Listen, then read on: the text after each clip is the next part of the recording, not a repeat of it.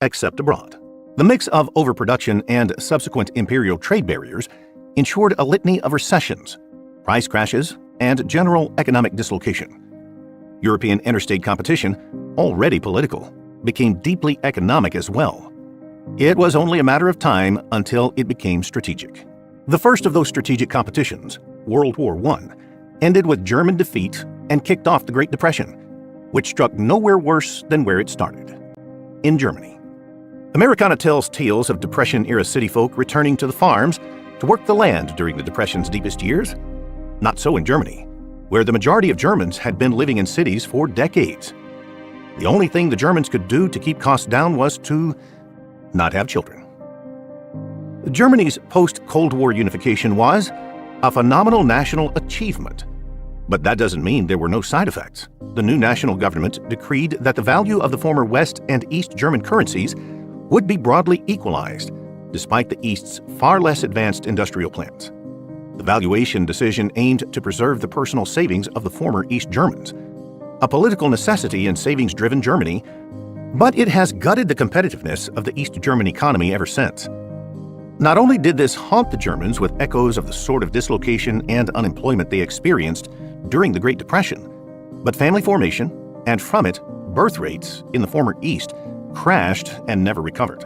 There is never a good time to have a terminal demography, but contemporary European economic trends argue for now being among the worst. A rapidly shrinking working-age population, paying a higher tax rate to support an ever larger retiree population, means Germany's already weak ability to absorb its own production weakens further. It is more important than ever for the Germans to have a place to send their wares. Germany's biggest exports by value are automotive, with 80% of the cars Germans manufacture at home being sold outside of Germany. The European Union is no longer that place. While few countries have as poor a demographic structure as Germany, most of those in the running are also within the European Union.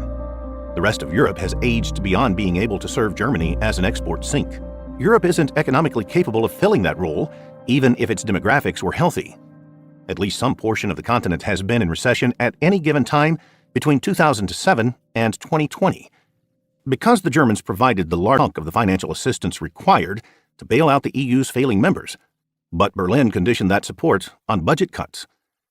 Europe's weaker countries are Europe's weaker countries because they lack Germany's sublime economic geography.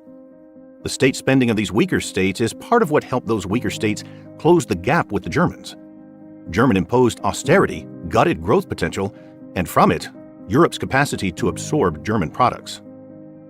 Northern Europe, with all its flats and seas, is a rough-and-tumble region, with everyone in everyone else's face all the time. Germans, right in the middle of it all, have little choice but to treat military issues the same way they treat everything else, by being better. Germany's very strength invites panicked challenge. The rise and fall of Germany is European history.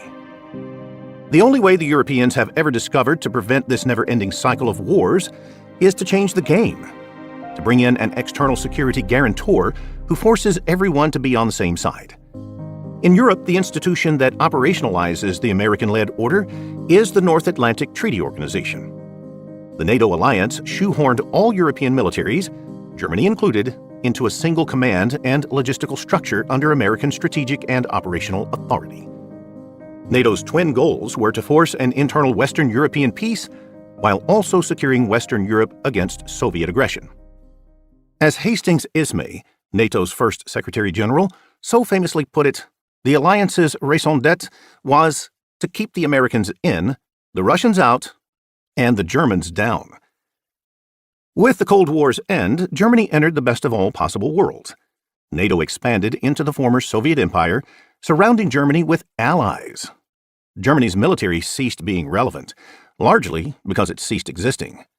Repeated past-the-bone budget gougings functionally eliminated all German air, naval, and armored deployment capacity. For all intents and purposes, Germany no longer has a military. From 1990 until 2020, this has been fine. After all, Germany didn't face major security threats.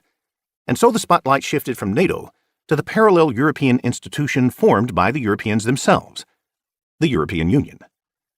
Unlike NATO, which benefits from a very large and in-charge leader and a crystal-clear founding goal, the EU tends to muddle through. Is it an economic union? A financial union? A political union? A counterweight to the United States? A free trade zone? As of early 2020, the EU has 27 members. The British left the EU in 2019, and if you ask the EU's collective leadership any of these questions, you will get at least a half dozen different answers.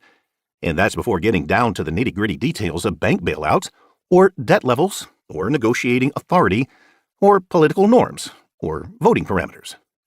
Even relatively mild disputes require the heads of state hashing out the details during multiple all-night summits. The really big issues, such as how to address a sovereign debt crisis or undocumented migration, occupy all leadership bandwidth for a decade or more. There's also the not-so-minor issue of who's in charge. Formally, the EU presidency rotates among all the members for 6-month terms. Under the order, this slowly, softly, oddly ambling path to integration was fine.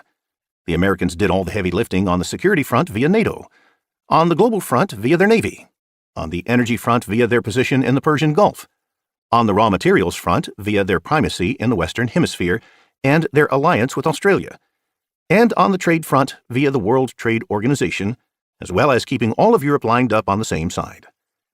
Europe could afford to have knockdown drag-out multi-day arguments with itself over cheese policy. That's not a joke. For the Germans, all this dysfunction is part of contemporary Europe's beauty. NATO bars security competition among the European powers. No matter how messy or awkward or myopic the EU might become, keeping the field of competition purely economic enables Germany to be physically intact and industrially dynamic. For Berlin, that's what matters.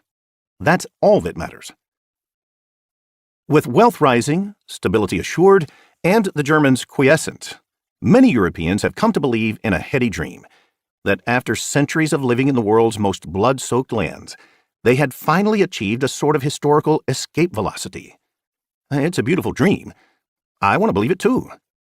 But with the American abdication of responsibility, that dream dies. Europe is a region of military pygmies who face pressing military challenges. A region suffering demographic implosion, unable to absorb immigrants. A region peppered with xenophobes who cannot control their borders. A region rumbling with environmentalists who cannot generate green power. A region facing a banking crisis that lacks the means of even defining the problem, much less rectifying it. A region that has largely outsourced its relationships with its nearest neighbors of significance, Turkey and Russia, to the departing Americans. A region whose most coherent economic, financial, and military power, the United Kingdom, has left. Europe now faces simultaneous, interlocking crises: currency, finance, banking, monetary policy, supply chains, inequality, migration, oil, natural gas, electricity, demographics, consumption, exports, imports, Libya, Syria, Turkey, Russia. Any response requires that all European states agree on how to prioritize and address each problem. Which means for the Germans, the worst of all worlds is about to